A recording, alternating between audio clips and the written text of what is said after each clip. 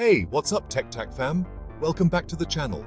Rohit here, and today we're unboxing a super handy gadget, a USB Hub 3.0.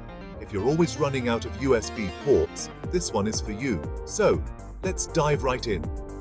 This is the brand name USB Hub 3.0. It's got a sleek design and supports high-speed data transfers. First up, we've got a user manual, standard stuff. Then we've got the hub itself, and it feels solid, not too bulky, which is a plus for limited desk space. We have number of ports, USB 3.0 ports, offering transfer speeds of up to 5 Gbps.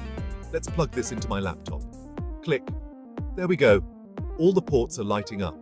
I've got my mouse, keyboard, and an external hard drive connected, and it's working perfectly. Overall, first impressions of the brand name USB Hub 3.0 are solid.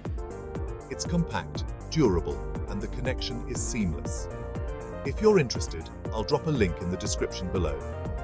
Like this video if you found it helpful, and subscribe to TechTak for more tech reviews. Thanks for watching, and I'll catch you in the next one. Peace.